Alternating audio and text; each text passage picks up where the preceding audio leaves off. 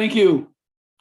Good evening, everyone, and welcome to this regularly scheduled meeting of the Mahombe Town Council.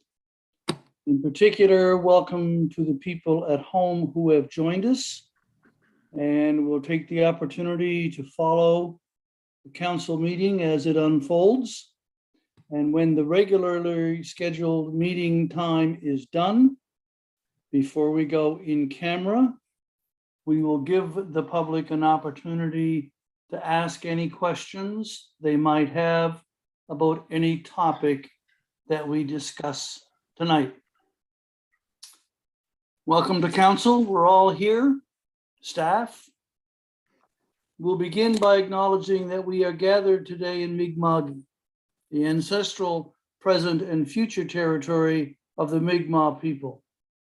Today we gather with the intent followed by the living peace and friendship treaties with respect, cooperation, and coexistence.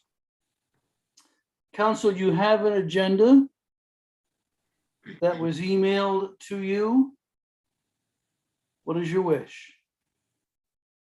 Councillor Carver? Accepted as circulated. Thank you. Do we have a seconder? Councillor Now? Motion moved and seconded that we accept the agenda as presented. On the question, all in favor? The motion is carried. Thank you. Let's go right to the minutes of the meeting of February the 8th. Anyone? Councillor Wilson? Move they be accepted as circulated. Thank you. Councillor Carver? Second? Okay. You heard the motion. On the question, all in favor? The motion is carried. Let's go to the minutes of a special meeting that was held on February the 15th. Councillor Feeney? Mayor, I'd move that we approve the minutes of the special meeting of February 15th as submitted. Thank you. Seconder? Councillor Burdick? Again, you've heard the motion. On the question, all in favor? The motion is carried. We have no presentations this evening. We do have 3 items for action. Let's go to the first one. Is a note from the Mahombe Tourism and Chamber of Commerce. They're announcing that Mr. George Anderson is the newly elected president of it, and Danielle King is the vice chair. And in his letter, Mr. Anderson requests that the Mahombe Town Council consider identifying a designate from council itself to be the initial point of contact and liaison with the chamber. What is your wish? Councillor Wilson? Your worship, just to make sure everyone understands, I was approached by Mr. Anderson a few weeks ago in one of those parking lot meetings that we have in Mahombe, where he told me that he was likely going to be chairman and asked me if I would be said liaison. And I suggested to him that that was not exactly how it worked, that he should go to council and council would decide if there should be one and then would decide who that should be. So just to put that in the background, I'm happy to do that job if no one else wants to. But if there's someone else in this virtual room that would like to step up and get involved with the chamber, I would be happy to step aside. Okay, thank you. Councillor Feeney? Mayor, Mr. Anderson and Ms. King are well known to council and the community as a whole. So I think that organization is in good hands. So, and I think as we talked about last year, council's looking for an opportunity to engage with that organization to talk about a few things informally and formally. So with that understanding, I'd move that council appoint Councillor Wilson as our representative and liaison with the Mahombe Business Association. Thank you. Second, Councillor Carver? Yes, I'm seconding it, but I also have a question if I may at this time. Yes, please. May I go ahead? Thank you. Thank you. Having served in that role for a few years, and then the one iteration of the, and I found it, I felt it was a valuable role, and I think that worked well both ways. But the last iteration of the chamber, or a former iteration of the chamber, made a different arrangement with council and town hall for the connections. And that was really meeting on a more regular basis with the mayor and the CAO. I think the CAO was involved at the time on a regular basis. And so I want to be sure that we have some thoughts about, or share any thoughts about the relative merits of the two different ways of doing it. I think there's pros and cons on both sides. Okay, Councillor Burdick. Thank you, Councillor Carver. Thank you all for this information about this, because when I saw this on the agenda, I thought, well, that's interesting. Is this something that happens regularly? Is it unusual? It sounds like there have been various different approaches. I personally have no issue with it, but I am curious to hear if anybody else had noticed in previous councils whether, what seemed to work best.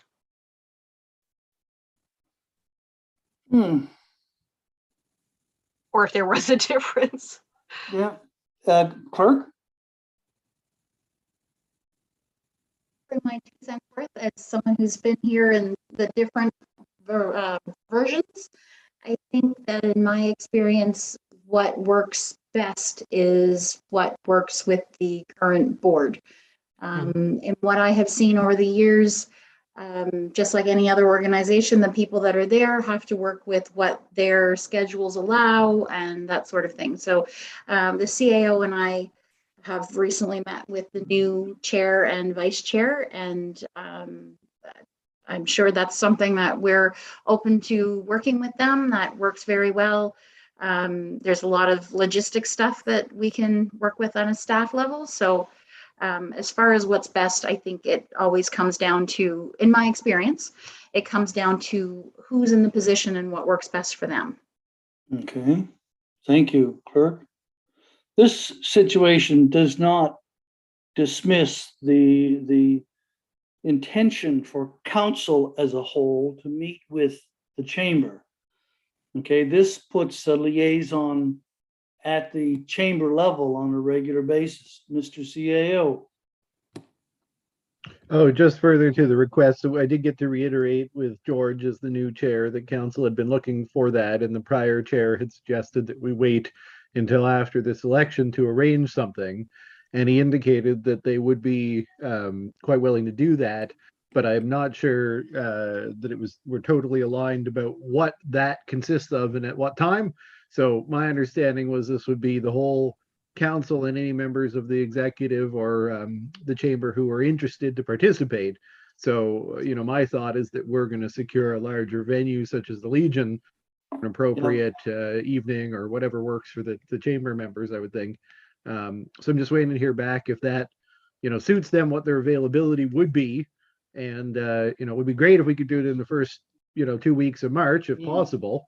I know at least one council member is going to be away after that, but maybe we can squeeze something in there. But if not, then we waited this long. We'll do it in April, I suppose. So I'm just waiting to hear back from George. Anything else on the motion? Deputy Mayor. Yeah, so I think they've asked for it. I think it's a show of an interest, much better than the previous, from my perspective, the previous iteration of leadership. So I think they're showing the way, and I appreciate it. I think appointing or that the motion is in good hands if we can pass it on, and hopefully we'll start generating some good connections even before we meet with them. We'll have some insights into what they're planning to a certain extent. Thank you, Deputy Mayor. Anything else? Motion's moved and seconded that Councillor Wilson be designated to participate as the prime liaison between the council and the Mahombe Tourism Chamber of Commerce. On the question, all in favor? Motion is carried. Thank you, Councillor Wilson.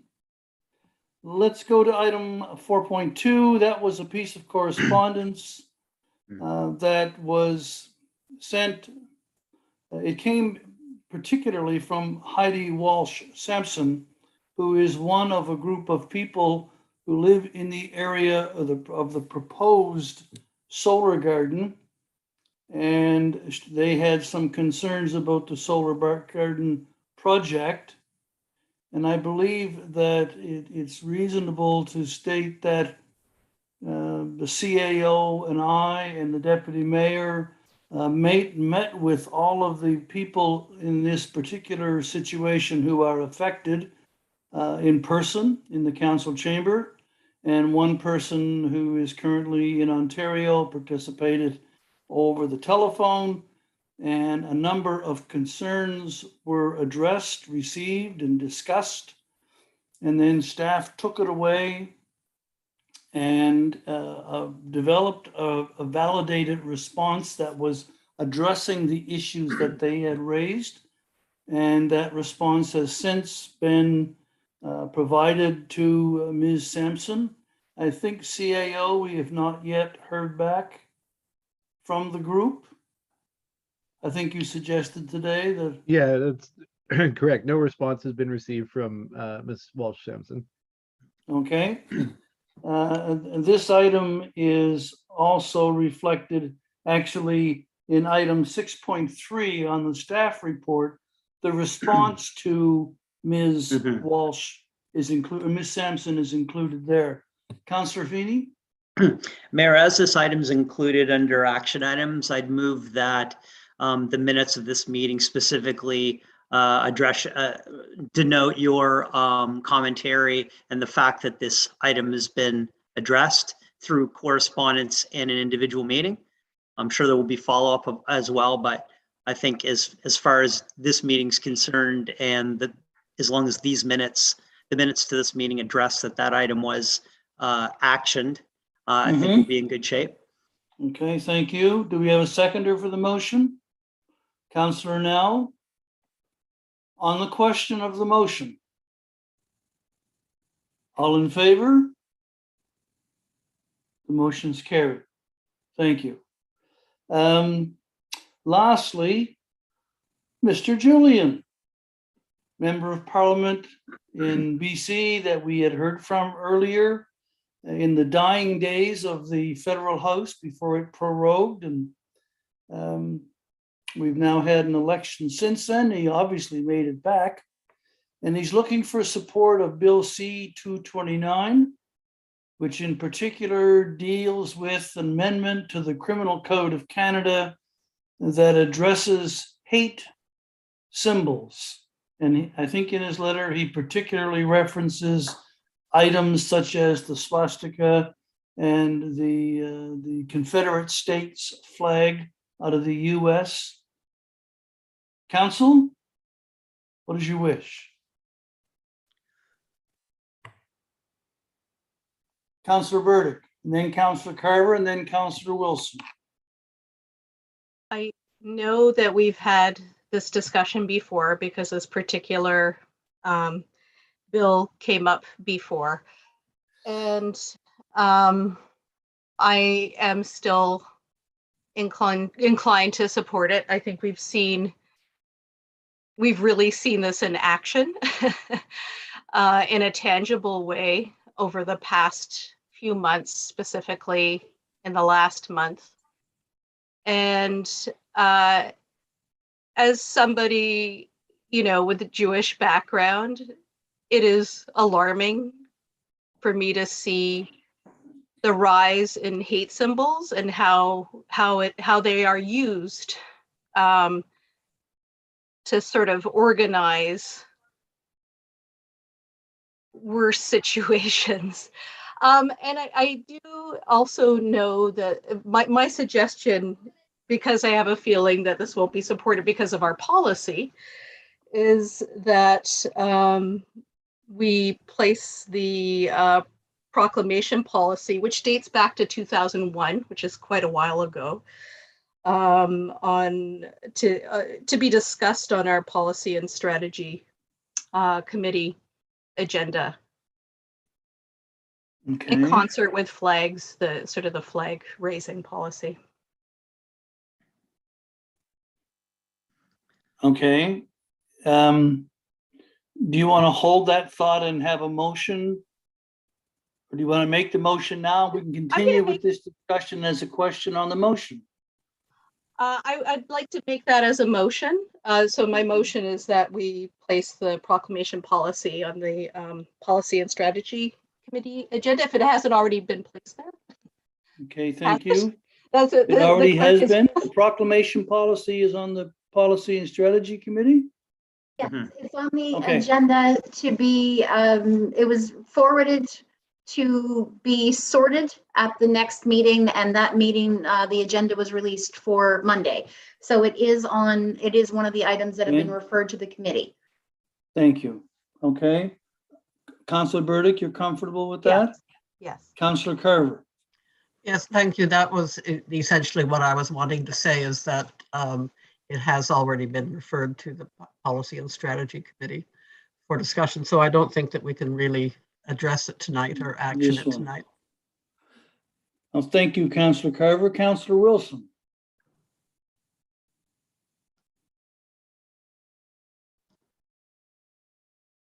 Yes, you all know my position on this proclamation business. I don't like our council being a shill for some person that none of us have ever met or probably seen. However, I do have like to take this opportunity to suggest a motion. And that motion is to instruct staff to prepare a recommendation to create a bylaw prohibiting the sale of hate symbols in the town of Mahombe, if that is a legal possibility. Okay. Do we have a second? Let's see if we have a seconder. Clerk, Deputy Mayor, you second? Okay, thank you. Clerk, on the question. Can I ask you to repeat that motion, please, Councillor Wilson? Move to instruct staff to prepare a recommendation to create a bylaw prohibiting the sale of hate symbols in the town of Mahombe, if that is a legal possibility. Thank you. Thank you. Motion's been moved and seconded on the question. Comment? Deputy Mayor. So I struggle in how to wade into this conversation in a way that doesn't betray the emotions that go through my mind and my, I guess, self when we have these conversations about, from my perspective, what is doing the right thing. And I know we are all well intentioned in trying to figure out what's the best way to address this, but I want to, I guess, just reiterate what I'd said before, is that doing nothing constitutes doing something and sending a message that, from my perspective, is the wrong one. And so we can say that we're being held back by the proclamation policy, but we can also appreciate and recognize that if it's something that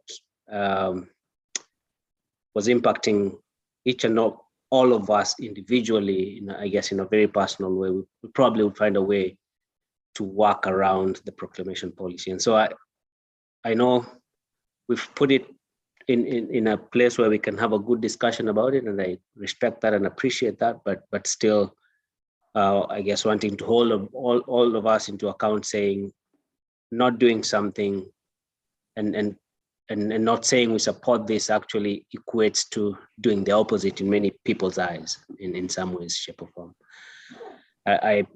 With the with the motion that Councillor Wilson has proposed, I think, I guess, is a saving grace to a certain extent, that we as council are taking, I guess, some responsibility and saying, what can we do within our own realm if we're not supporting that? So maybe it's a saving grace a little bit, but still there's a message we are sending by not sending some, I guess, having a proclamation, so to speak. Thanks. Councillor Burdick. Thank you. Yeah, I I agree with the deputy mayor on that point. Again, if we are thinking of the people in our community, there are a lot of people in our community that, and I think we want to make sure that everybody feels at home and like they are safe. I really appreciate Councillor Wilson's motion. And I am a big believer that the microcosm has significance, that we are fully ourselves, and what we do here has value, and sometimes the smaller ripples become larger. So I think it is significant. It just seems like it just seems like a way around the proclamation policy that I don't entirely understand at the same time. Because if we do have a general belief system and we generally want our community to feel like a whole community, then maybe we shouldn't have a problem with making a fairly, I would say it's a fairly uncontroversial statement, regardless of, you know, which party this particular MP is coming from, whether or not he's important or not. Clearly, this is something that is being discussed on small and large scales around this country and has significance for people in our community. So I think people need to really think about that for sure. Okay. Councillor Now. Yeah, in hearing the comments and that type of thing, I think Councillor Wilson's motion made a referral to having a bylaw prohibiting sale of these items. I wonder if we should go a little further and try to prohibit them, because somebody could buy it elsewhere and bring it in and display it in town. And do we have anything that would prohibit that? I think maybe we have to go a little further with it than just selling. Okay. Any other comments? Councillor Feeney. Well, I think Councillor Now's point, that's the objective of the legislation federally, to take something that's legal to use today and make it illegal to use it in the future, i.e. that's the whole rationale behind the bill. That's why we saw objectionable symbols on Parliament Hill all last week. And then, as objectionable as they were, and they are, they weren't illegal, which I think is the rationale behind the bill. So like that debate will unfold and be litigated and make its way through the courts and through the legislative process. And I think we all have opinions and hopes that of where, or but you know, at this point, that led, I think, to Councillor Now's point, I don't think we're in a position to overstep the Supreme Court of Canada, who I think will get around to answering that question. Hopefully, it seems sometime in the next 24 months if the legislation goes through. So overall, I think it's good. Well, it's great to see this progress being made at the federal government, at the federal level, and obviously the opposition members are trying to rally support. Fair enough, and it's an excellent strategy, and hopefully it'll have some success. So I do think we'll have an opportunity to discuss this next Monday night, and I was hoping that after we get through the motion, that Councillor Wilson's motion, you know, being respectful of the correspondence and 4.3, I think we need to we need to push this down the road so that we can have the discussion about what our options are after the discussion around the proclamation, the policy. So while we may not be able to ratify a proclamation today, we might be able to in a month. So I think I'd rather proceed with Councillor Wilson's motion tonight, and then as well, secondarily to that, to push this 4.3 to next month's agenda to be revisited after we have the discussion at the strategy and policy meeting. Okay. And then depending on the will of council, we may have more options to support, to do something else. CAO. I know we're already in discussion on a motion. I don't want to go too far off base, but just Councillor Feeney, with reference to what is on the agenda for policy and strategy, I just wanted to clarify, but my understanding was it is only on the agenda for next week in order to be prioritized for future discussion. Yeah. So I don't okay. believe a substantive discussion would be anticipated next week, just in terms of the notion of returning to this subject.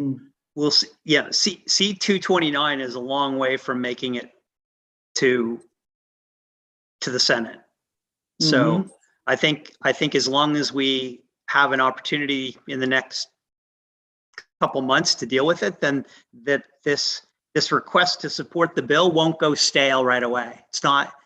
It's not so time sensitive that we won't be able to have those other discussions. As I understand the order paper, we are in a minority government, so the order paper is only as good as it until the next election gets called, which could be at any time, I suppose. That's but right, until the next budget is turned. I have faith that 229 is going to be around for a while. Okay, thank you.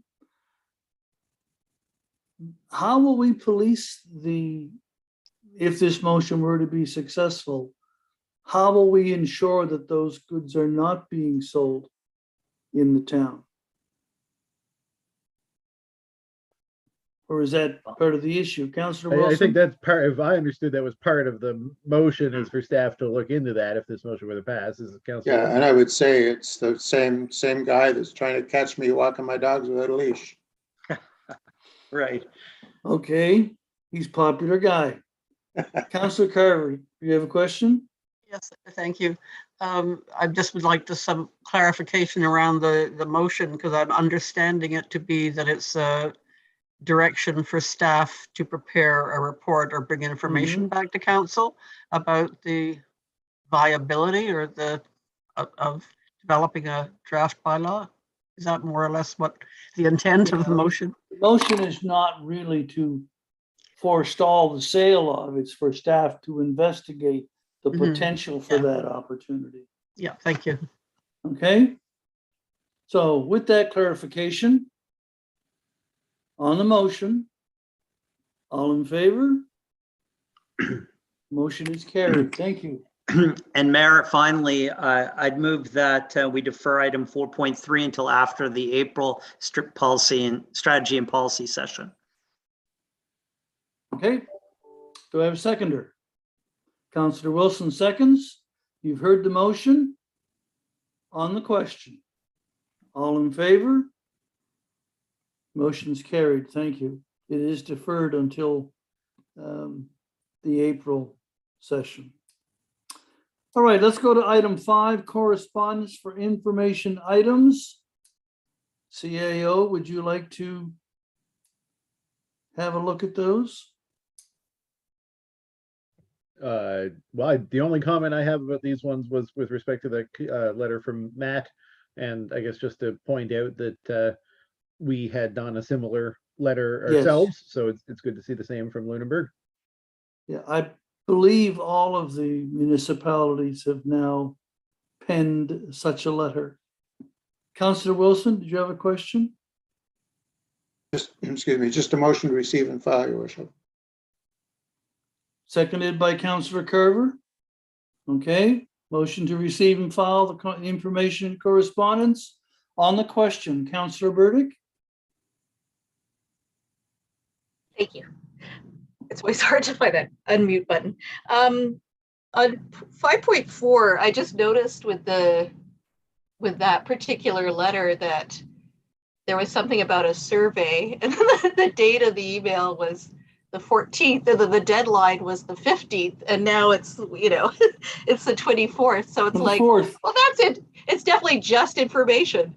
So that's nice that happened, I guess. But Hence the label, information. yeah, but maybe that, it would be so nice if they could send these things a little bit earlier, maybe. Mm. And the NSFN Monday memos, one from the 7th of Feb, the other from the 14th, lists a number of activities that are upcoming or sponsored by or provided by NSFM. And there was one that I sent to council yesterday because that was the last day for it to register for that particular event. But you're right, it would be nice if we could get things a little earlier. Okay, on the motion to receive and file. All in favor? Motion's carried. Thank you. Let's go to staff reports. It's the end of the month. This is the biggie. The moment that we've all been waiting for. Mr. CAO, please. Well, as usual, here to respond to any questions people might have. As you said, Mr. Mayor, this is the longer version. It has a number of updates. I do have one thing I want to call attention to in here. I can either do that now or after council members have had their questions. Do it now. It may answer somebody's question. Well, it was just with regards to the item in section 2 around the implementation of the strategic plan.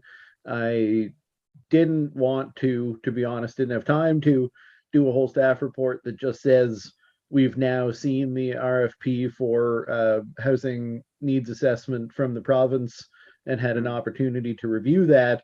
So I just noted it in the section of the strategic plan implementation around the housing strategy development. And I wanted to suggest that since we had a motion back in December, wrote to the various units in the county saying we should all approach the province to support doing this type of a thing. And now the province is agreed that they are going to do this type of a thing on our behalf. And it seems like it will be wrapped up about this time next year, that in between now and then, we should be working with the other units in the county to agree on some principles for the potential development of a regional housing strategy, if in fact the development of a regional strategy is the next step that council would see taking following the conduct of a regional needs assessment. So there may be another letter to be written to the other councils saying, we all know now that the province is moving on this, and we would support working together to develop a regional housing strategy informed by this regional needs assessment. So that's a thought that we may want to write the other councils. We had sort of tried to initiate the conversation, and it's great to see the province doing this, but a regional needs assessment alone would not necessarily bring us together to approach a strategy for housing development, and that has been our council's objective. Okay. Thank you, Mr. Hyde. Deputy Mayor and then Councillor Burdick. I just wanted to say so moved. If it's a motion, and I think we should pass that motion. Makes sense for us to communicate that so that we can start, I guess, moving the pieces that need to be moved early before the needs assessment comes to the table. Mr. Hyde, do you recall the wording of your? Well, I think it would just be that staff be directed to prepare a letter to the other municipal units in Lunenburg County, citing the recent provincial issuance of a request for proposals on development of needs assessment for our region, and supporting the initiation of discussions between the 5 units for development of a joint strategy. I think that would probably cover it. If Maureen gets the whole thing on. Or Maureen. And if that suits Turn that- Deputy Mayor, of course, it would be his motion. Do we have a seconder for the Deputy Mayor's motion? Councillor Carver seconds. I'm happy to second it, but I also have a question, Comment? if I may. Please. So my question is a chicken and egg kind of question. So I wonder if the Mr. CAO could give us more information about how the strategy discussions might unfold in the absence of the needs assessment information. That this is my chicken and egg dilemma. I can't. I think honestly, my take on it would be that we need to see what each of the units, is anticipating from this needs assessment. And it may be that we all feel that as soon as we have the needs assessment, we're good to hit the ground running with development of a strategy. And all we need to do is determine in advance who will be assigned to, doing that. How will we actually approach doing that? There may not be much work to be done in between now and the release of the needs assessment. It may be that some of the units have an understanding that there are additional steps to be taken in parallel with the provincial needs assessment. And if that's the case, then we might as well identify them and see if there are things to move on. So yeah, it may be that this is a get everybody's agreement and then sit for another 8 months and wait for the province to give us something. At least then we'd have everyone's agreement. Thanks. Okay, Councillor Burdick and then the Deputy Mayor. Thank you. Yeah, this is great. And there are representatives from the different councils who are on SHAC. And this is something that we can talk about in advance of that letter going out to sort of get a sense of where people are at. I think amongst those people, there's a general agreement that that's desirable, but it would be, it'll be useful to have this out at the different councils. Okay, Deputy Mayor. Yeah, so in acknowledging that all councils take different processes in how they make decisions, I think just getting that process started now will give the ability to be able to not waste time by the time the needs assessment is done and the results are out. For I guess the machinery of all these different municipalities to be ready and in place to be able to start developing a strategy. And the other piece is that there might be elements of what will scaffold the strategy process that can be put in place now as you sort of figure out where does the data that comes from there, because the needs assessment is just data for what you're going to do forward, but you still need to figure out what kind of process are you going to put in place in the strategy development, what kind of public engagement are you going to do, if there's any other than just collecting the data. I don't know whether the provincial government will do anything about feeding back the data to people and having a conversation as to, so how do we move forward to make housing a reality. So those other pieces basically need to be, I guess, figured out so that by the time you're getting the data, you're just hitting the ground running to a certain extent. So then starting now would be great. Okay, thank you. Councillor Feeney.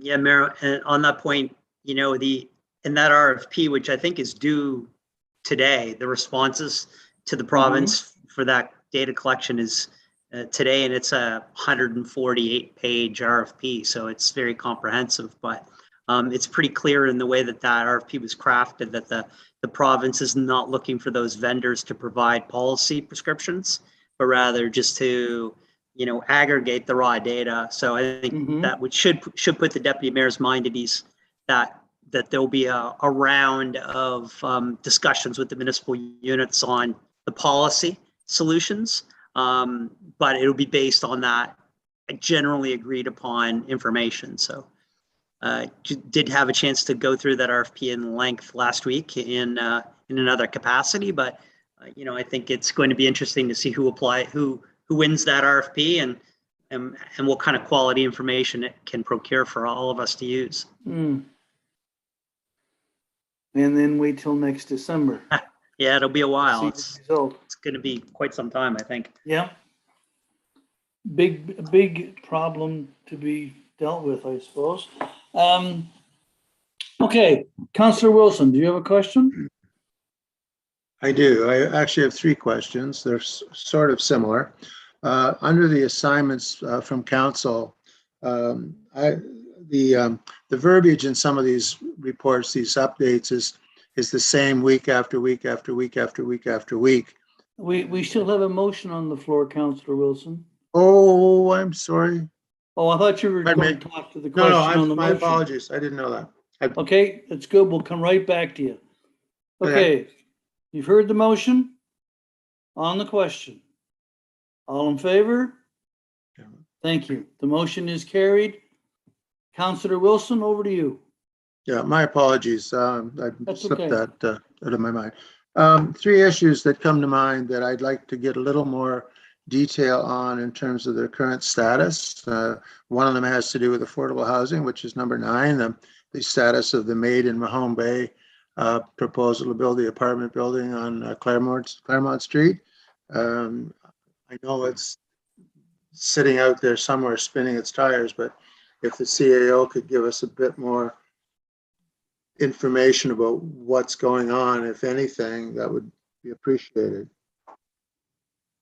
Yeah, happy to do what I can there. It's always a little hard to comment on an open file like this one, but my understanding is that there has been some follow-up requests for information from the planning staff to the developer in this case, and there has not been any communication back from the developer for some time.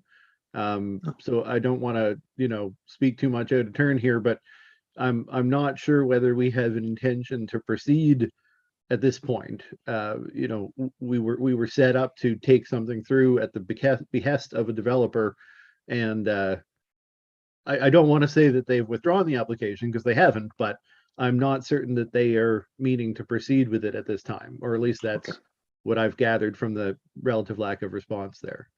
Okay. Same sort of question with number 13, which is the town suite proposal. That we sit with town suite and figure out what their software can do, and can we use it? did finally got a breakdown of the options that are out there from town suite just a couple of weeks ago here. We had initially had this as a recommendation that came through from the audit committee, and as folks here know, but the viewing public wouldn't necessarily know unless they're reading all the audit committee meeting minutes in the package. The audit committee has been talking recently about the application of software to address certain issues around like control of inventory and things that have been discussed with our auditor.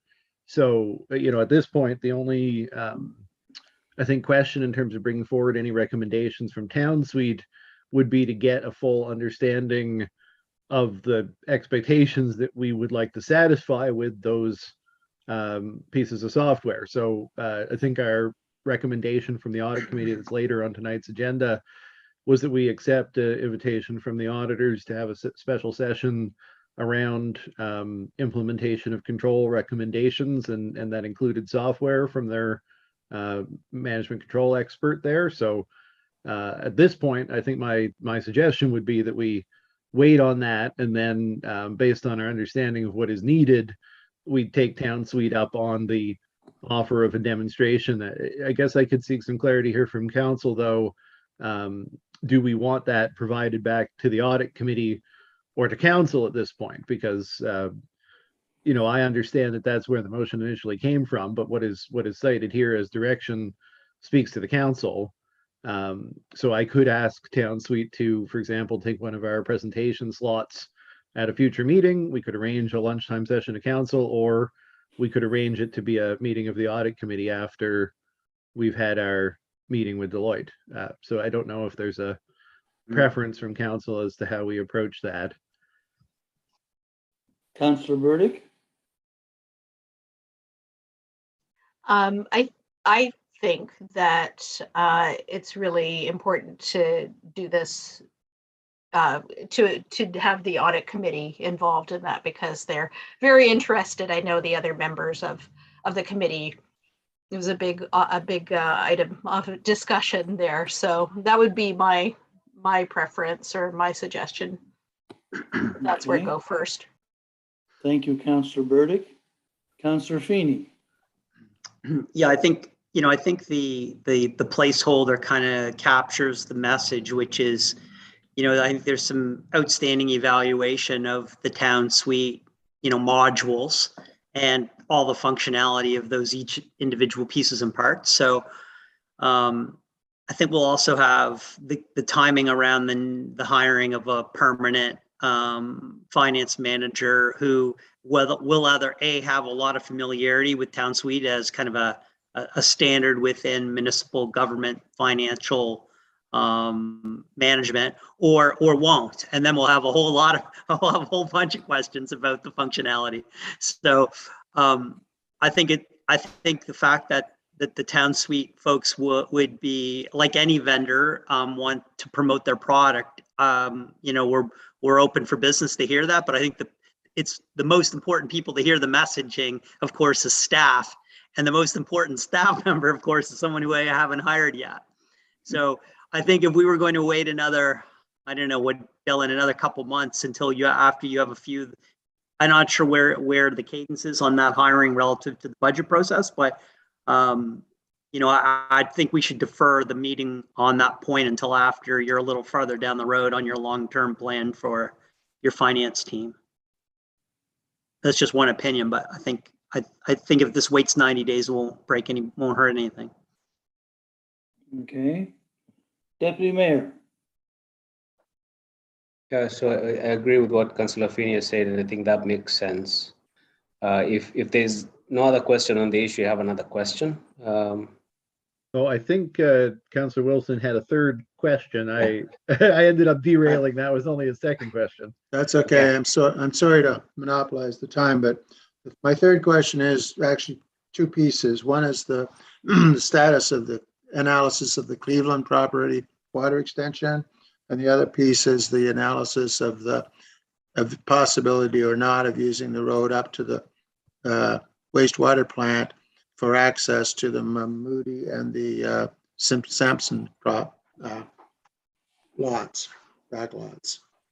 And those have been in particular, the Mahombe one has been outstanding for months, and so has Cleveland. I just wondered if there's any progress.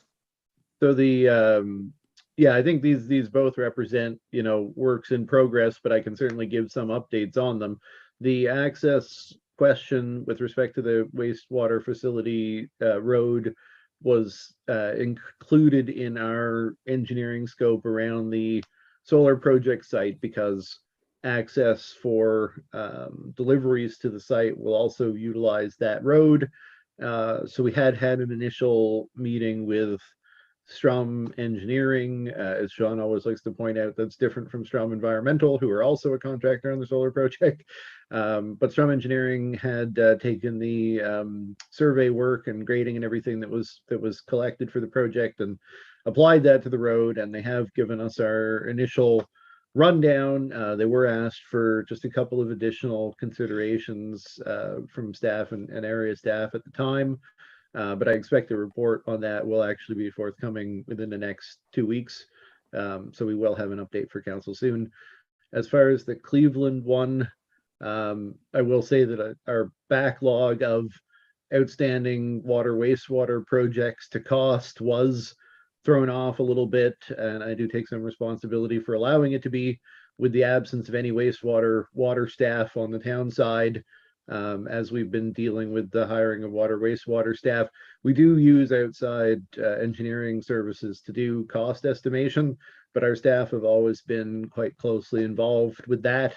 We keep the scope minimal, and we provide quite a lot of information on our municipal specifications and what we have in terms of infrastructure in an area, and what we have as capacity to actually undertake and service this work. So our consultant in that area that we've used in the past is available to proceed on this one. I have had some conversations since Scott started earlier this month to get that back on track. So I do expect that, as noted in there, we'll have reports back with the two, the Cleveland and the larger Fairmont Street estimates before spring comes around, before we're in any position to action them, hopefully within the next month and a half here. But that is the reason for the delay. We have a lot of wastewater scope, different projects to look at, and we've had, as council knows, a lot of turnover in our wastewater department over the past few months. Okay. Any other questions or comments? Deputy Mayor? Yeah, so there's one item there, I think it's number 23, if I'm not mistaken. We talked about issuing an RFP for legal services and knowing some of the conversations we've had for the last a month or so, that's an area that I think we probably need to sort out sooner rather than later. And so I was wondering what your thoughts are on that and where we're at. Yeah, I don't want to come off as a broken record citing staff turnover for all of these things, but we do usually divvy up the development of RFPs. I guess council knows we don't have a procurement function as a consolidated function. It's been looked at as a possible shared function through MJSB. I think the town would be very supportive of some additional procurement capacity through MJSB. But as it stands, these procurement processes always fall to us drawing straws amongst the management team. So Luke was the lead on preparation of the legal services RFP. He had only gotten as far as collecting examples from other units and getting to hear some feedback from other units about the do's and don'ts of contracting for legal services, which, you know, of all the various things that we have, and not just Mahombe, but municipalities in general, been a little hesitant to apply the full scope of our procurement policies towards, and that was council's discussion when we went in this direction, is, you know, most units have rarely gone out to tender for legal services over the last number of years. But we had gathered some examples and we have got some work done on a draft. So now it just falls to me to essentially say, I don't really have much time since Luke's departure to get that across the finish line, but I do understand it's a priority, and we'll have a discussion amongst the remaining staff here and reprioritize to make sure that somebody does get that out to market, at least in the course of the next month here. I appreciate that. Thank you. Any other questions on the report?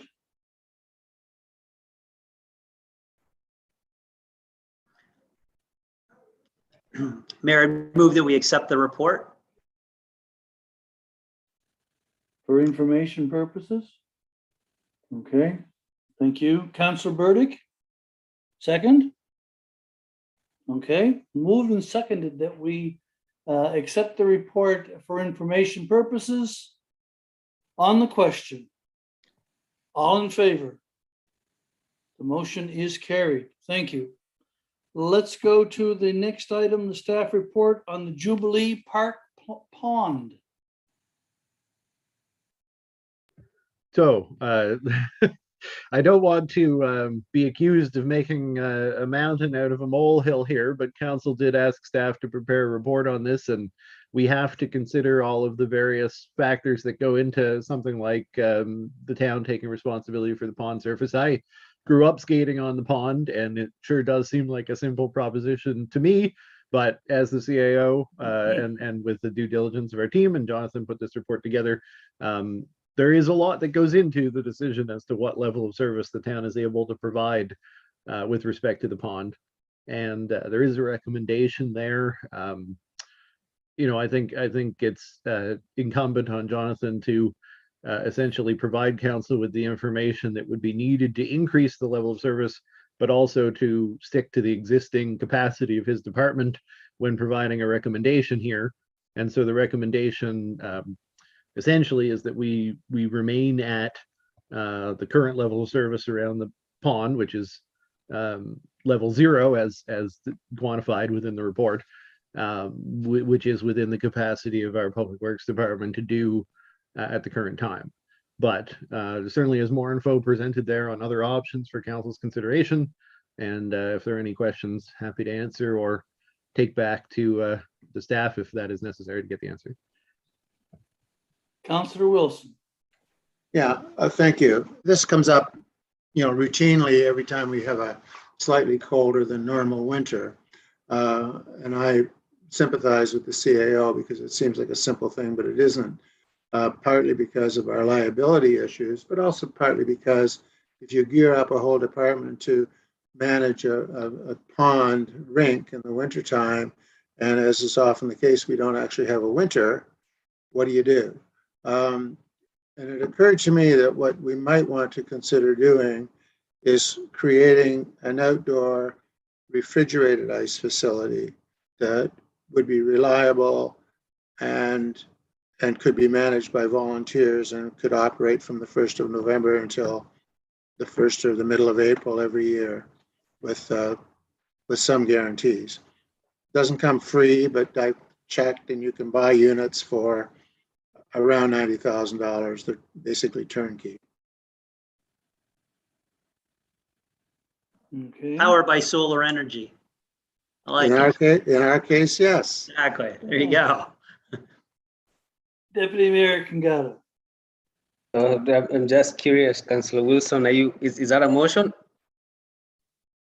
Not yet. Testing the Yes. waters. I just wanted to stick my toe in. Well, I'm glad that you've raised the issue. I think in many ways, I do understand, and I probably mentioned this last time, is that maybe the report will get us to a place where we are almost banning folks from using the ice because of what I knew this would come up. So it's, in many ways, it's not an unexpected outcome. And I think, given that we don't have a recreation department, I think one of the challenges we have for us is sort of thinking, well, all these recreational opportunities that community members can have, how do we find, I guess, alternative ways of providing those opportunities? And maybe if it's co-investment, and then we can have volunteers do that and walk away from it, that great. Maybe that's a seed we can put into the community to do that.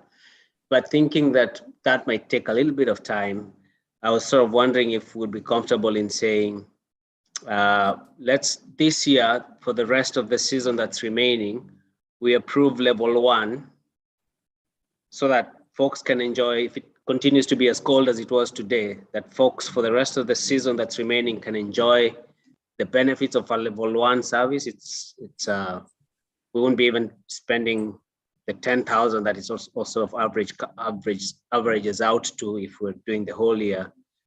But then it gives us a little bit time, and folks are able to enjoy the ice in some way, shape, or form with a little bit of oversight, but not exactly what they're looking for, but at least it will give them something for now. And then we can have this conversation probably during budget time. Do we want to invest in a ice machine? And Kelly can convince us. Yeah. Okay. Anyone else? Mr. Wilson, Councillor Wilson.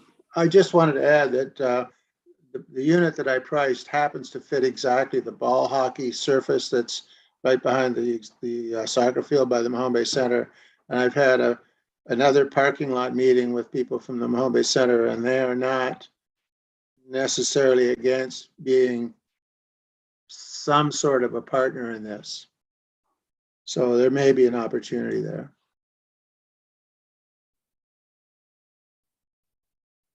Okay. Anyone else? Councillor Carver. Well, I'm really interested in trying to figure out how we follow up on Councillor Wilson's suggestion of the refrigerated ice surface. Do we wait until we make our capital wish list? Do we talk about it in budget discussions this year so that we're anticipating the possibility for next year? Sort of where do we start on this? I see Mr. CAO is.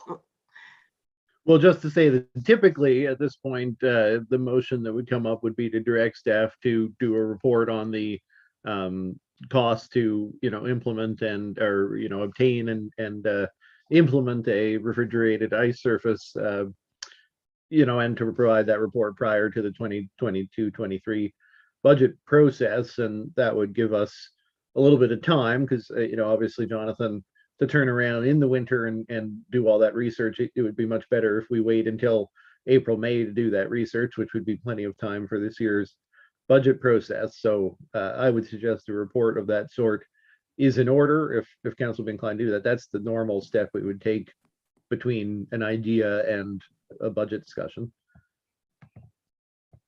Okay. Councillor Wilson. So moved. Seconded by Councillor Carver. Can somebody read the motion, please? That would be the CAO, I think.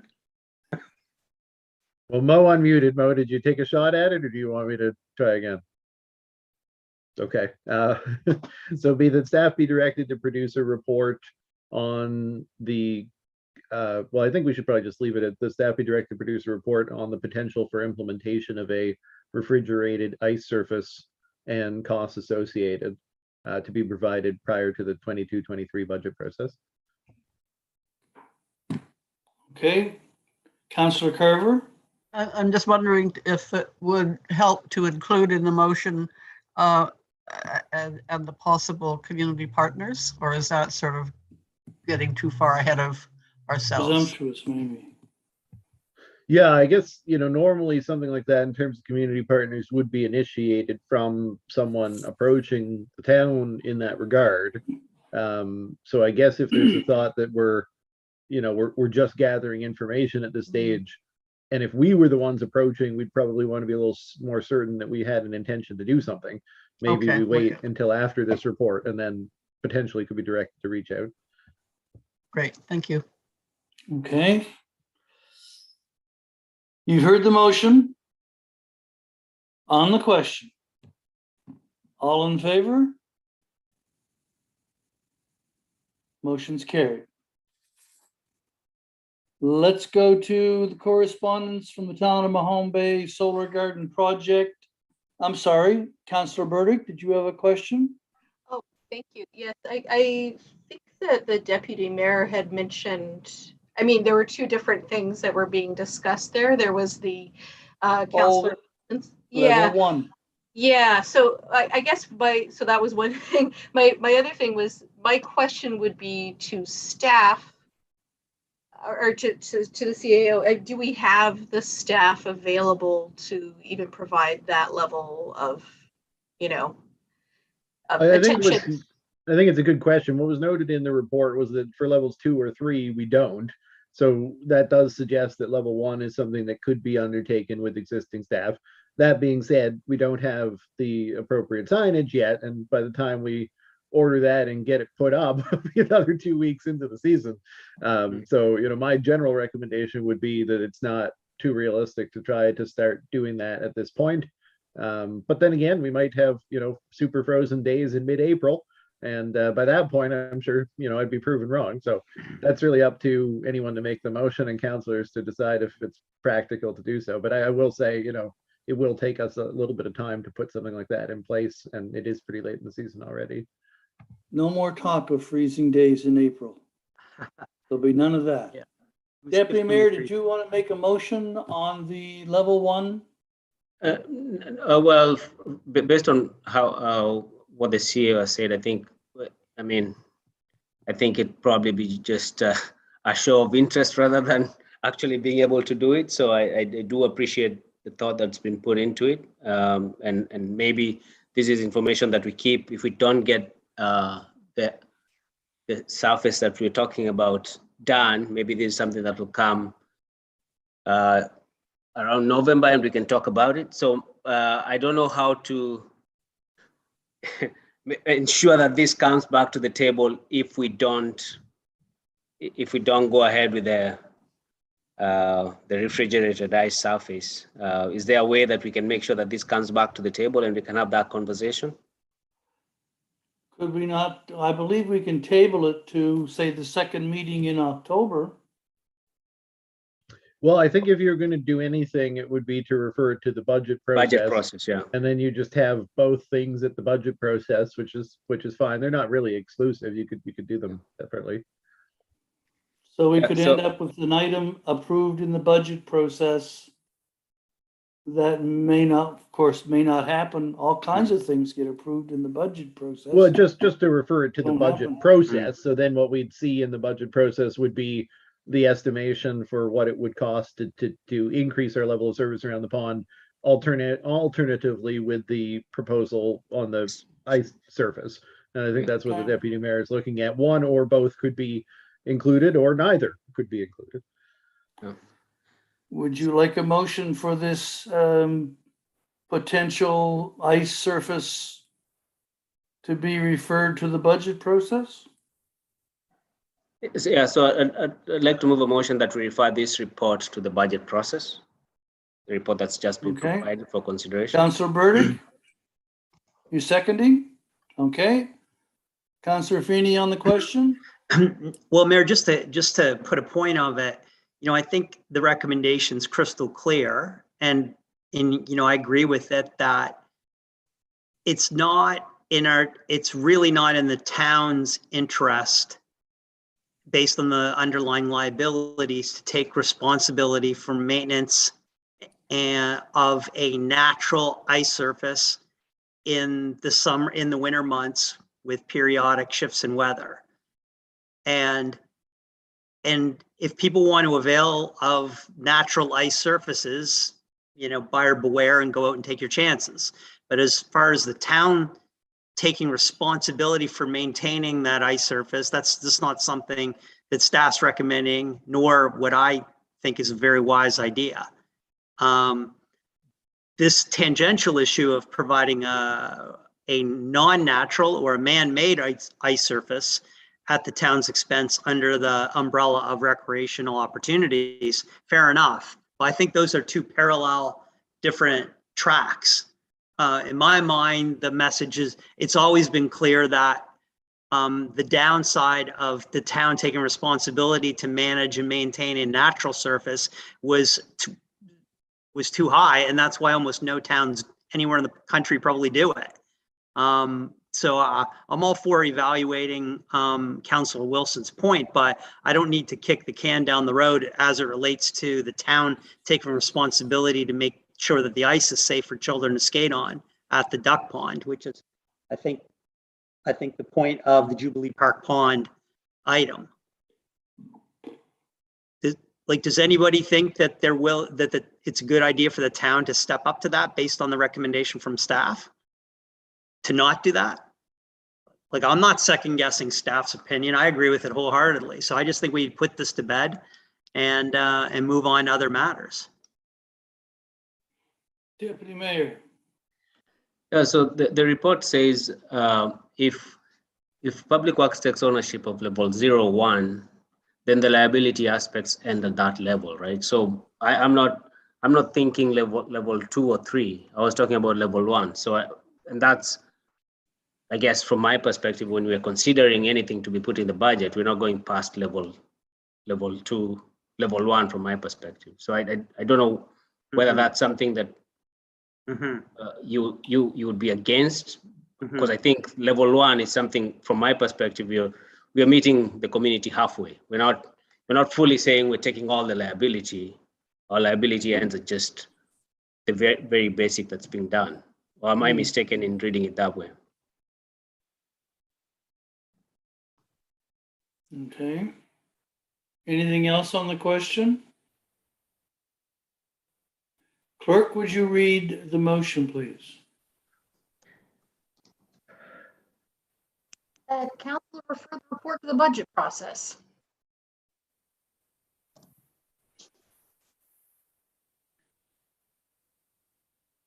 No. Okay, you've heard the motion. On the question, all in favor? Opposed? Motion is denied. Okay. Let's go on to the 2022-23. Councillor Carver. Sorry. Yes, before we leave that question, is there in fact a sign there now saying skate at your own, contact Public Works if ice conditions are unsafe? Is there a sign there now? There is a sign now. I don't believe it reads exactly that. I know when Jonathan got in touch with our insurer on this and told him what the current signage said, there was a recommendation to modify the signage even at level 0. So I'm not sure if that has happened yet. I see. Okay. Thank you. Councillor Now. I believe the sign back there now just says use at own risk.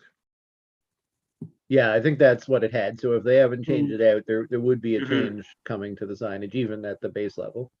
Okay. Thank you, CAO. The next one is the ICIP. Or we did the Town of Mahombe Solar Garden Project, just to mention that the response is in your package. And there was, This- Mr. Mayor, just a recommendation to accept the report on the correspondence for information. Mhm. Okay, I'll make that motion, Mayor. thank you. Do we have a seconder? Counselor Now? All in favor? The motion is carried. Thank you. Now we'll go to ICIP application. Mr. Hyde, you want to tell us the story? Yeah, this is a long story, not much of a bedtime story. I've tried to summarize how the council previously identified our priority projects because we've been working under the assumption in our budget that these projects would be put forward for ICIP funding when the opportunity came around.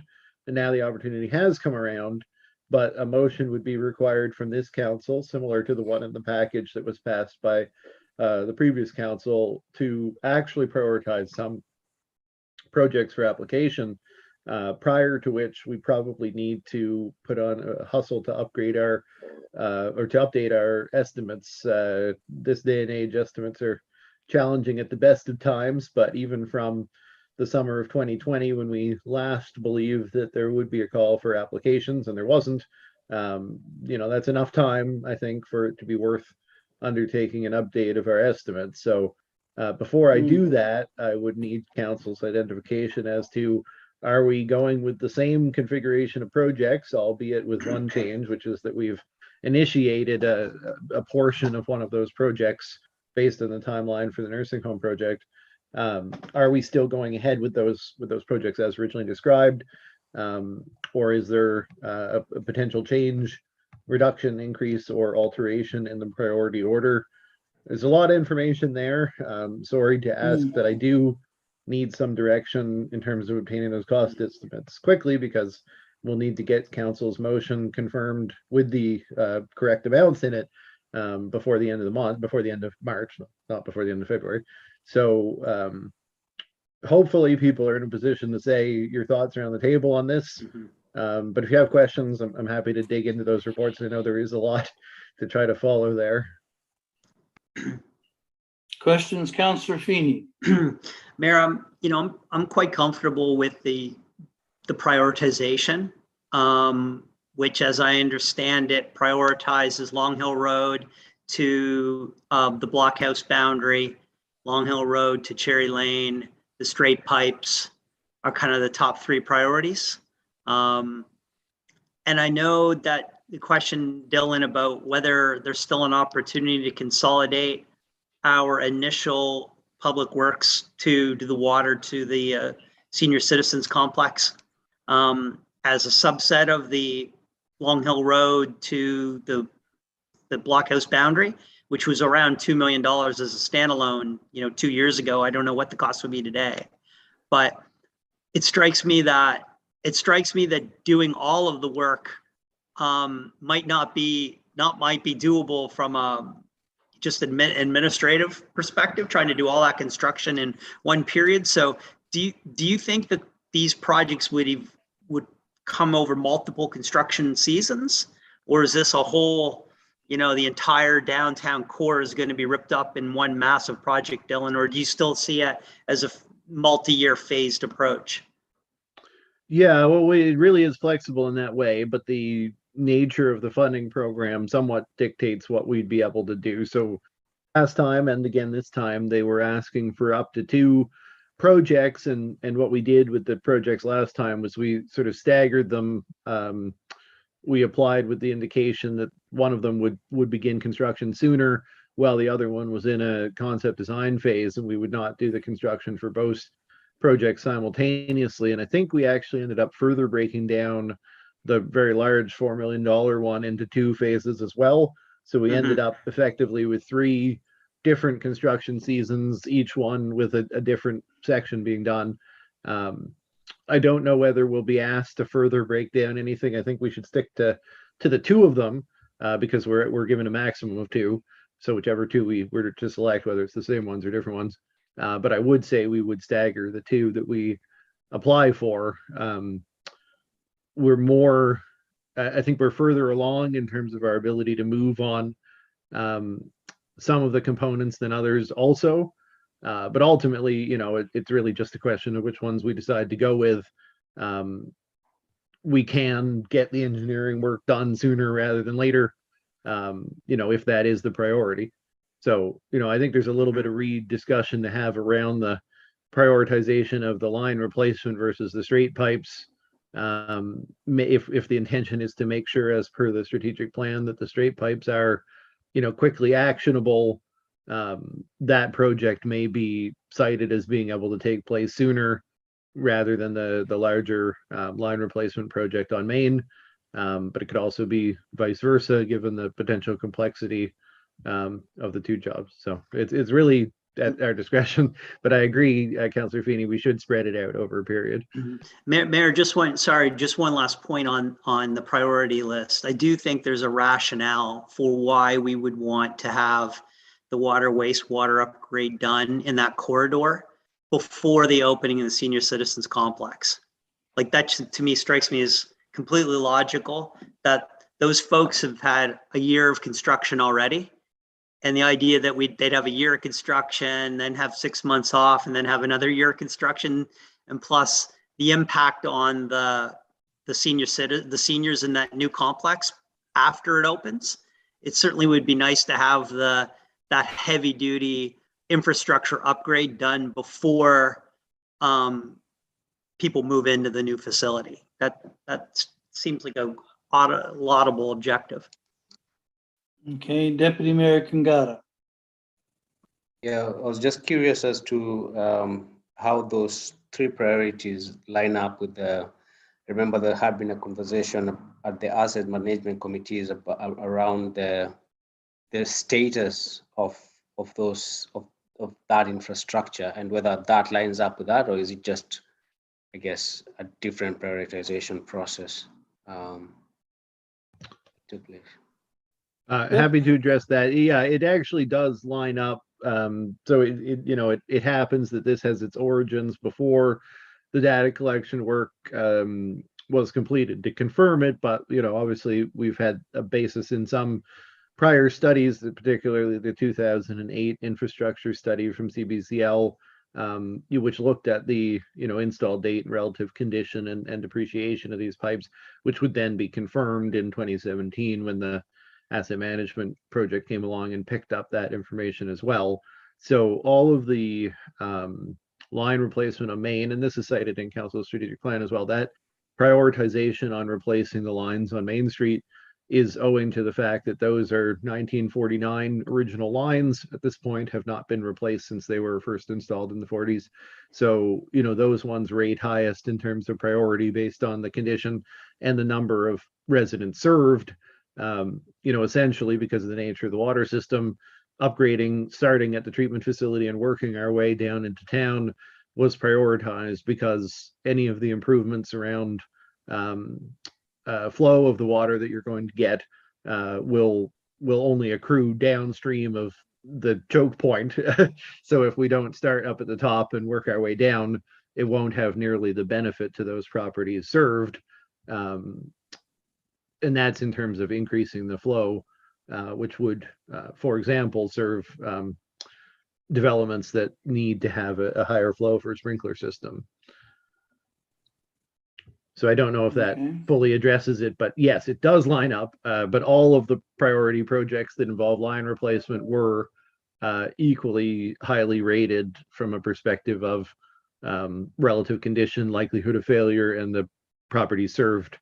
The only distinction to that would be the straight pipes, because that represents an extension. So it doesn't rate as a existing system asset, but it has rated highly on Council's stewardship agenda in terms of eliminating those pipes into the harbor. Okay, Councillor Now. Yeah, I just agree with the point that we stick with the priorities as we have now. Further to what the CAO said, that extra flow of water starting at the reservoir coming down is also going to increase our firefighting abilities with our hydrant systems and that type of thing. So it's going to improve the whole thing as it goes down the road. Okay. So CAO, I think the recommendation is that we start with updating the estimates.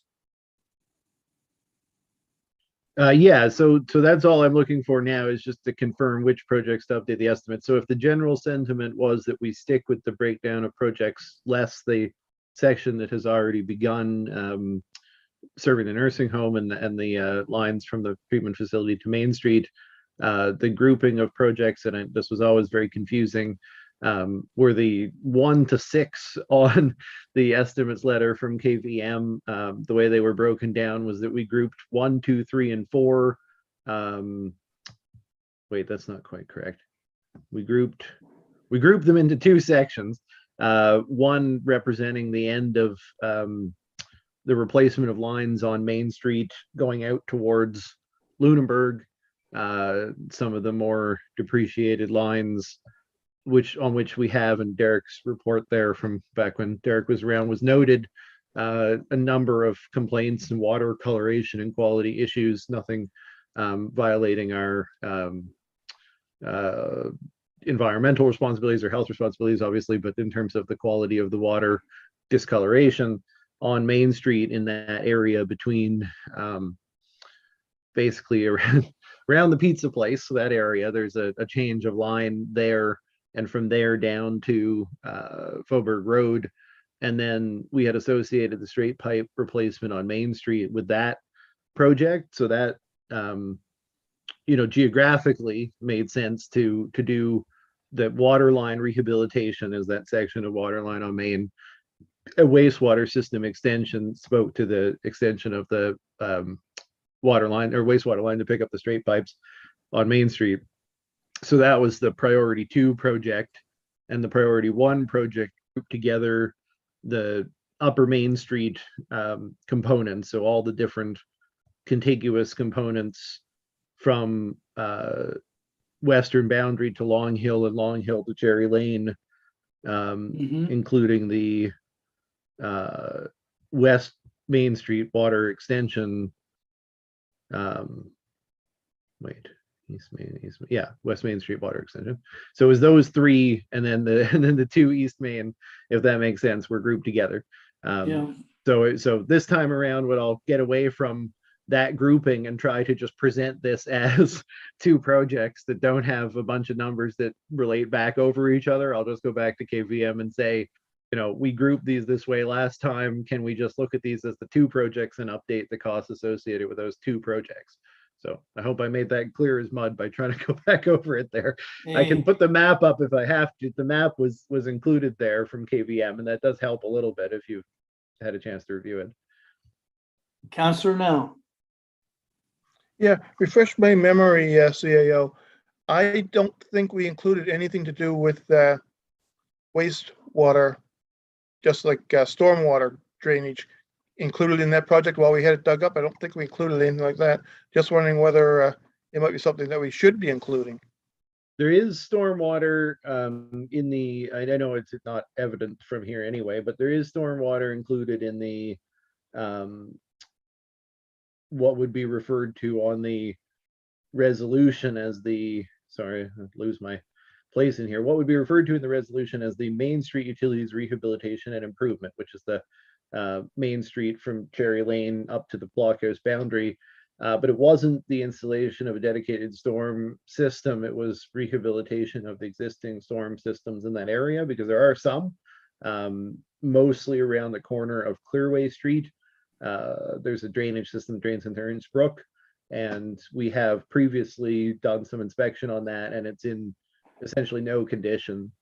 It doesn't function properly at all. It's collapsed under the street there, and we haven't been willing to undertake repair on that as a standalone project because it would represent digging up that whole section of Maine and really doesn't make sense to do if we're not also addressing wastewater issues. So there is a stormwater component included in there, but it's not quite the equivalent of the stormwater work that was done on Pleasant Street. It wouldn't serve the whole street. It would just serve those properties that have previously been served. Okay. Thank you. Yeah, new Somebody- large diameter storm sewer from Clearway Street to Civic 416 and then to Ernst Brook. That's how it's described in the KVM letter. Somebody wish to make the motion that's in the recommendation? Well, and it's the way it's phrased in the recommendation, I stopped short of saying what sections just the council should Hmm, direct staff with respect to the section. So we could say, it doesn't even really, it could just be that way. If everybody's clear on it, if you want to, you could add the same project titles that we used last time to the motion and specify that this would be cost estimates for the Main Street Utilities Rehabilitation and Improvement and Waterline Rehabilitation and Wastewater System Extension projects. okay. Counselor Now. I would so move that we include those two projects for cost estimates. Okay. Do we have a seconder? Counselor Feeney seconds. You've heard the motion, moved and seconded to update the cost estimates for the two portions of the ICIP project proposal noted. And Joe, I just have to apologize. You seconded this, but you won't get to vote on it when the estimates come back because that will be the second March council meeting. That's for sure when this will be delivered. It's in good hands. Fair You're enough. going to miss a council meeting, Counselor Feeney? Okay, you've heard the motion. On the question. All in favor? The motion's carried. Thank you. Let's go to the last item in staff reports. It's the 2022-23 budget meeting schedule. There is a piece in your calendar in your package. And the dates that are noted in pale green, the 29th of March, the 8th, 14th, 20th, and 25th of April are proposed as days for budget discussion. So that, Mr. Mayor, if I can jump in on that. So those were the dates that had been confirmed when council went through this initially back in December. And then I've had to, there aren't enough colors in the rainbow here, so I've had to find a different way to denote the suggestion for alternative budget dates. So what it cites there is that in red text below, there are some dates that are highlighted. And what I'm trying to do is approximate the dates starting in March and going into April with dates starting at the end of June and going into July, based on our discussion around the delay of the budget process. That would be the 23rd, the 8th, the 14th, the 18th, and the 22nd of June and July respectively, Yes. as noted. And I haven't, I've picked those based on the idea that we had a schedule that would have been laid out over that many weeks with that sort of arrangement of sessions. But times a day had previously been, they're not shown in the calendar, had previously been discussed with council on the dates that had been selected in March and April. So, maybe we can go through and look at the specific dates and move them one way or the other a little bit and talk about whether they're daytime or evening sessions. I know it can be a little painstaking, but I bet it's easier for us to do it here than it will be for Maureen to do it by email. Okay, comments? So that initial session is a presentation of the budget, typically is a 2-hour session where staff present the draft budget document, and then council would have some time to digest that and we would return for discussion. So my suggestion would be that that first one take place in an evening. The 23rd was the suggestion. So we would target presentation of the initial draft in the evening of June 23rd, if that is an option. It was available on the calendar. Kind of surprising because it's a Thursday, but I thought that would be good timing and that we would then go away for the weekend. And So when you say evening, are you talking a 7 to 9 period? that would be my suggestion, but we don't have to do that. That's really council's discretion. And then typically the following session, On the 8th? which I've suggested could be on the 8th. It could be sooner if council wanted it to be, but that would be potentially a daytime session. But again, it's at the discretion of the council, just that's a discussion opportunity, and council has indicated in the past the desire to do that during the day. Works for me. Councillor Burdick? Yeah, some of the dates work for me and some of them I know will be difficult. And the two specifically would be the July 18th and 22nd. I'll be away in Newfoundland doing a performance, so it might be a little bit tricky for those ones. But so I'm wondering if there's any room to be able to move some of the meetings a little earlier or later. Well, I think there is than that. I think there is some room from the calendar's perspective, because right off the bat after the 23rd, if that worked for people, that the next session doesn't have to be as far away as the 8th. It could actually take place the week prior. Just that there were a couple of meetings that week, so we'd have to see, is there something that works the week of June 27th to July 1st, July 1st being a holiday, of course. We have in that week already a council meeting on the 30th in the evening, and policy and strategy in the evening on the Monday, but this would be potentially a daytime session, so there's nothing saying it can't take place in that same week. And Canada Day is the day after the council meeting. But if we wanted to do morning on Monday, Tuesday, Wednesday, for example, any of those, we've had some luck with Tuesday morning, lunchtime, perhaps. It's really just down to council's availability. Deputy Mayor? The week starting July 4th, the Monday, it's only, I think it's a committee, it's a watershed advisory committee that meets, but we could have 2 meetings in that week. That'll probably take a load off for the back end. Yeah, I think that's certainly doable. We could, if, depending on whether we shift the one that was have one the prior week and do that week, and we'd be able to, I think we'd be good to wrap up the week of the 11th to the 15th, which is what Councillor Burdick's looking for. Yeah.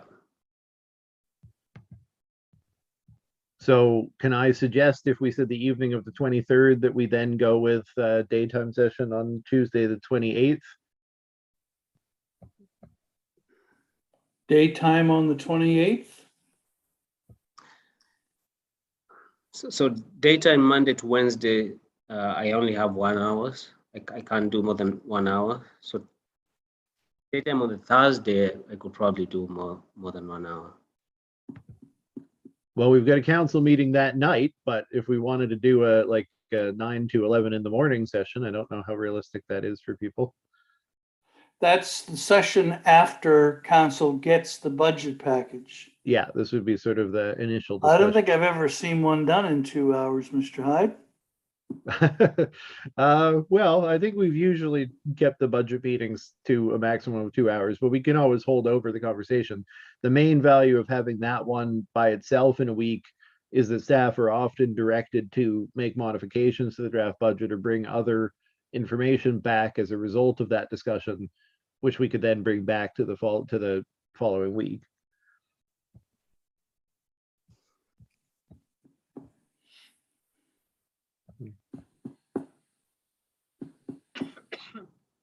Mr. Mayor, I think Richard had his hand up. Sorry, Councillor, now I was looking at the calendar.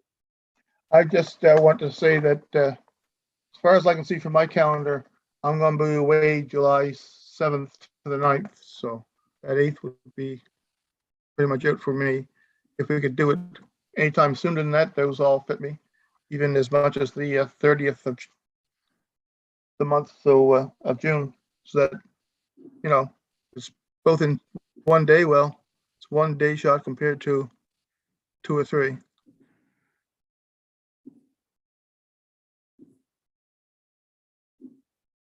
Okay.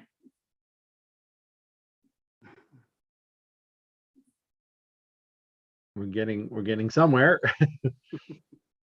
Counselor Carver. So what if we got after the 23rd?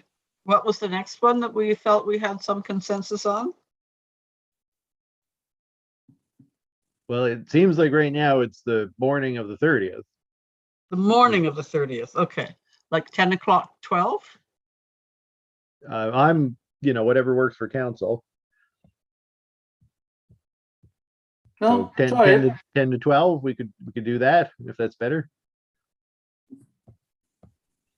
I think that would give the opportunity for the discussion that would give, if there are directions to staff to bring something back for the following week, that would give us the opportunity to do that. That's the 30th of June or the 30th of July? That's the 30th of June. So we'd have the 23rd June. in the evening, 30th in the morning, presentation and discussion. Mm-hmm. And then typically we'd have 3 others, and we've got 2 weeks over which to have them. So that seems reasonable to try to find 2 or even 3. I mean, the third one is often overflow. We don't always end up needing it. But the week of the 4th through the 8th of July, and then the week of the 11th through the 15th of July, as Deputy Mayor pointed out, we only have a watershed advisory the week of the 4th to the 8th. We could fit 2 meetings in there potentially, but Richard is away for the latter half of the week. So that might mean just 1 meeting in the earlier part of that week.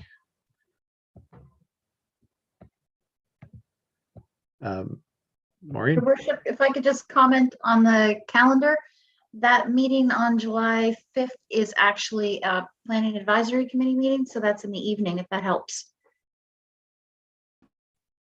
So what about the evening of the 4th or the 6th for that session, or do we want to stick to a daytime? I mean, I think from a staff perspective with the holiday, we might be better off going for the evening of the 6th if we are going to be directed to make any changes on the 30th, because we have a holiday. But I think that would work if the evening of the 6th, 7 to 9 generally works. That would be what we're at there is the 3rd in the budget meeting sequence, which is typically a follow-up to any recommendations or requests from council. See some nodding. Huh?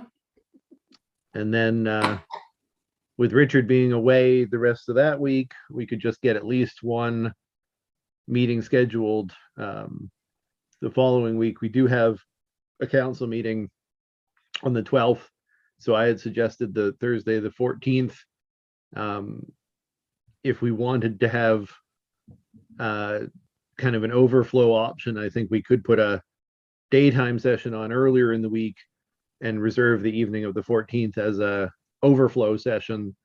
That might be a way to just make sure that we do get through everything that week.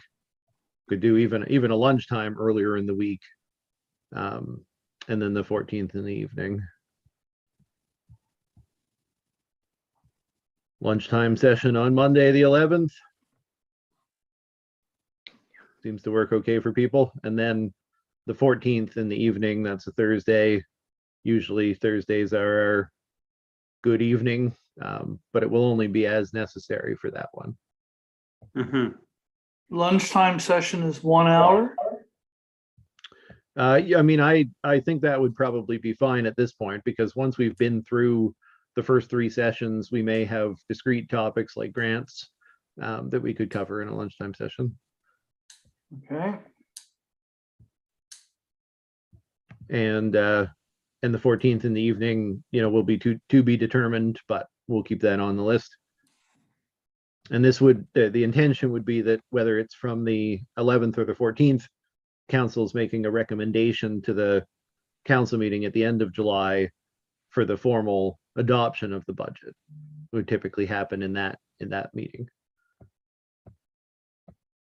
And then we, having adopted the budget, take August off of council meetings. So I think that will work okay. And obviously, if we need more time, we'll take more time. But it's good to have some dates that people can count. I mean, the reason we did this year was so that everybody could get these into their calendars sooner rather than later.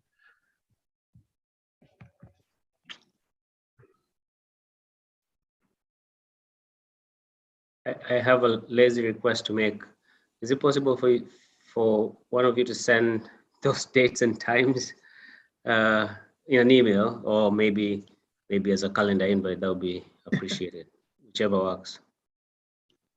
Yeah, well, maybe we can, Mo, what do you think about us sending these out as calendar invitations sooner and just getting them on everybody's calendars that way? I know it doesn't always jive with the way that we send out the Zoom invites, but maybe we could just do the calendar invitations with nothing else and come back and update them later or something.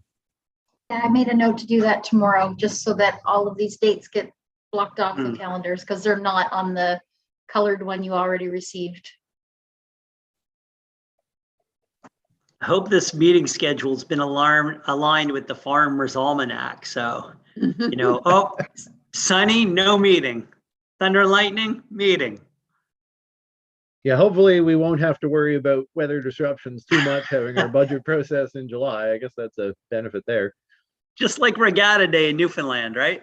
Yeah. It's only holiday Yeah. if it's sunny. It's only holiday if it's sunny. Kitty Vitty Regatta.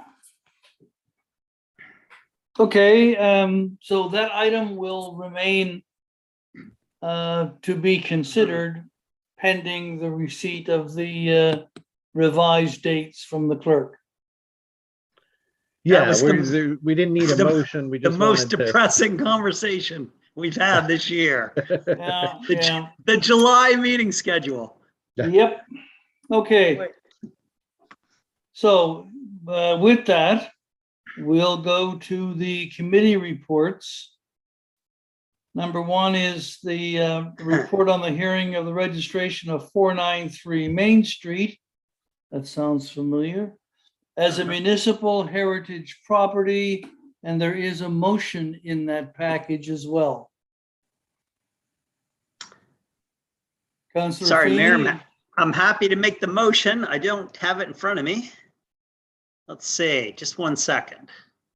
Is in the package. In the package. If I could, Your Worship, it was in the email with the agenda. In Well, the email yeah. with the agenda. Yes, that's right. That's the package. Mayor, I'd move the council complete the heritage property registration of 493 Main Street. Okay, that being the town hall. Yes, the town hall. And Councilor Burdick, are you seconding or do you have a question? You're seconding, okay. Comments or questions on the motion? Deputy Mayor. Yeah, just in my naivety, just to understand, this was not and has not been done in the past. I'm assuming the good conversation in the Heritage Committee, just trying to understand why now and what benefits do we get from doing this. Somebody want to explain it? So the short strokes of that, there are under the municipal heritage designation program, the town hall was one of the early recipients of that designation and recognition. Through the jigs and the reels over time, the town's obligation to complete the legal work wasn't completed in a timely manner. So that this really is just kind of cleaning up that deficiency to kind of confirm and complete the process.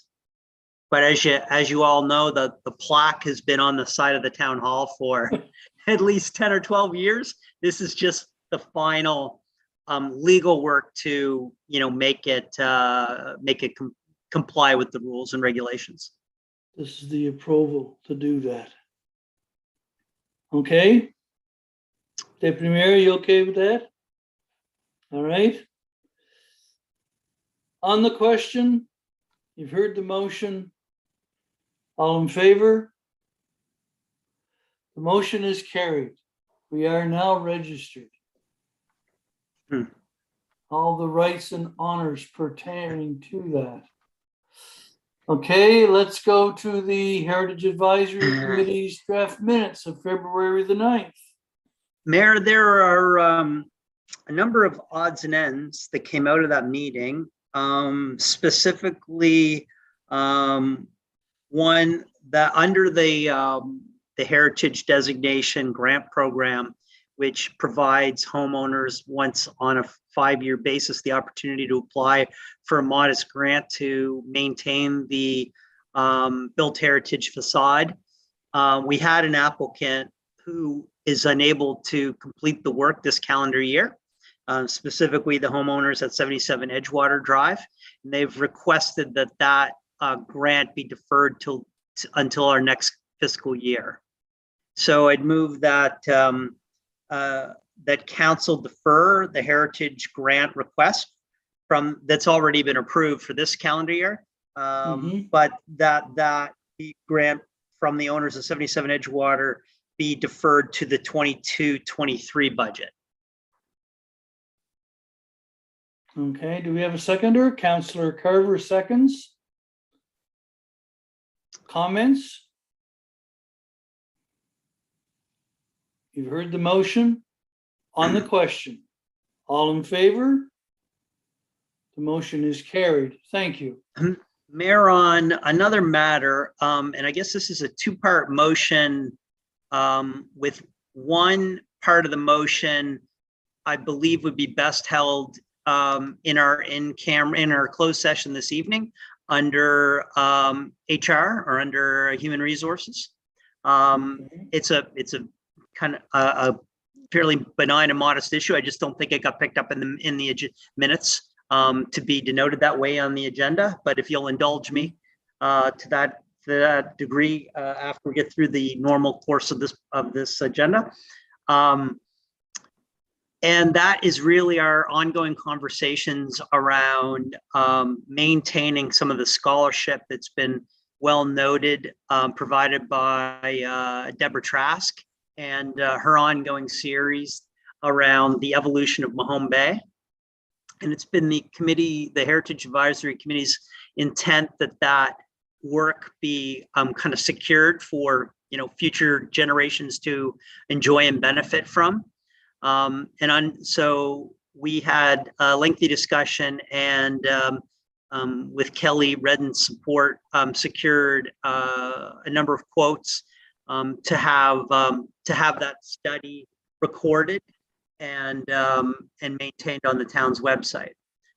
So under that committee's budget, I'd move that the council approve the expenditure of $1,322.50 for the recording of the talk by the town's heritage researcher Deborah Trask, and that amount will come from the committee's budget for the 21-22 fiscal year. Okay, do we have a seconder? Councillor Burdick seconds. Okay, you've heard the motion. On the question, all in favor? Motion's carried.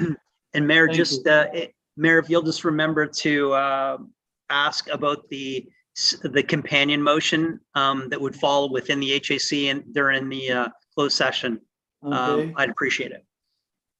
I'm tempted to say, what are you talking about? But I won't do it. It'll be painless, I promise. Okay, the draft minutes of the Asset Management Committee. Thank you, Councillor Feeney. There is no motion. Does anyone have a question?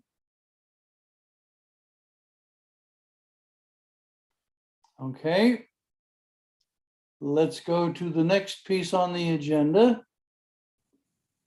Yeah. Audit and Finance Committee's draft minutes. I think we've got a couple of motions in that one. Both of these are issues that were recommended by the audit committee to council. If somebody would like to make the motion.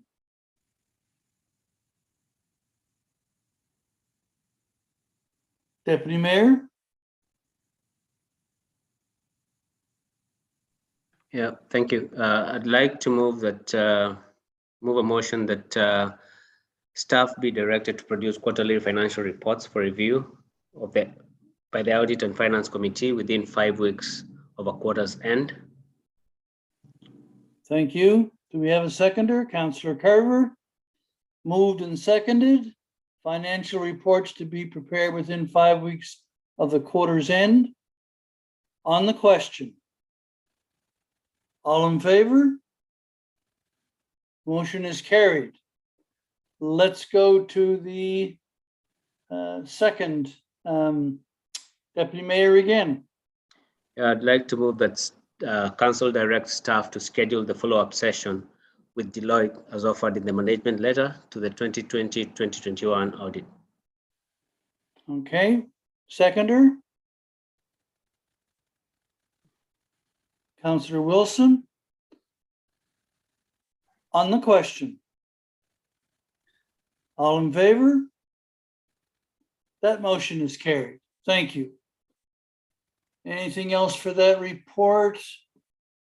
Let's go to the December 1 Shack minutes. Anyone have any questions?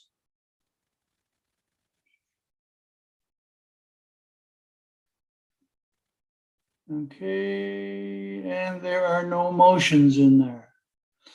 Okay, let's go to Lunenburg County Senior Safety Program. The 2021 annual report. Anyone have any questions, or is there anything that anyone would like to note from that annual report? Okay. And the last one is the Senior Safety Program's January 2021 report. Councillor Carver. Yes, I just want to make a few comments about this report. And I'm sorry, I may have made comments about the annual report too, but I couldn't pull it up. But I just want to point out that the demand for service is really bumping up rapidly. So far in February, there have been 49 new referrals. Actually, it wasn't even, that was in the first 16 days of February. That's a huge number. And we're sort of trying to address that with a reduced staffing complement. And as you know, as we've reported before, that the financial situation is quite concerning at this point, and there's no certainty at all about any increases or forthcoming from the province this year at all. And so this is sort of a lead up to, again, that the request letter that will be coming from the society to the municipalities will be asking for an increase in the contribution from the municipal units to the program to ensure that it can continue providing service at an effective level. So that will be coming to a future council meeting and referred to budget discussions. But again, just be aware of the growing need and the growing demand, which is quite remarkable. I think the housing issues and cost of living issues are really coming down to the crunch for people now. People are losing their houses. It's very difficult. So that's just a heads up. Because of loss of income due to COVID? A variety of things. Sometimes just financial pressures in extended families. Yeah, So people end up living together, or people are being exploited by people who urge them to sell their house. Sell your house; you'll get a great price for it. And then, of course, there's no place to go. where do you go? Yeah. Exactly. Yeah. Yeah, or houses are being sold out from underneath them to be used for other purposes, possibly rentals or Airbnb. Okay. So it's quite difficult, and the mental health referrals are coming up more and more. And I think you might notice that too in the RCMP reports, how high the mental health issues were in their statistics. Yeah. I'm just curious, does this group get any funding, any operational funding, not funding for the community, the group staff, but to help the people that they're talking with? Well, some time ago, a few years ago, the program established the contingency fund. It's an emergency contingency fund, and the United Way has been extraordinarily generous in helping to keep that contingency fund going. So it's been used for all sorts of things, like an emergency fuel purchase, emergency medication purchase, emergency food purchase, something that will tide some people over. Very short term, very much a band-aid, but sometimes it's enough to sort of ratchet the situation along so it could keep going. But so that's one area where the United Way has been extraordinarily generous in helping to keep that contingency fund thriving. Okay. Thank you, Councillor Carver. Thank you. That concludes the agenda for this regular part of the meeting. There will be an in-camera session to follow. Before we do that, I would open the phone lines to determine if anyone at home has a question. There are no questions, Your Worship. None? How many folks do we have watching? As you asked that question, it switched to 10 from 9. So there you go. There you go. Okay, I got my brother and my sister. Okay. All right. We're going to do a motion to go in camera under section 22(2)E, contract negotiations of the MGA. And yes, ma'am. Just for clarification, Councillor Feeney, you had asked about personnel matters. If that's something you still wanted to pursue, that's eligible under 22(2)C. Okay. Yes, Thank please. you. I'd like to do that. I've got that on my list. Didn't have it as 22(2)C though. We'll take a 5-minute pause. Go get the Scotch glass refilled and we'll motor on. I make it as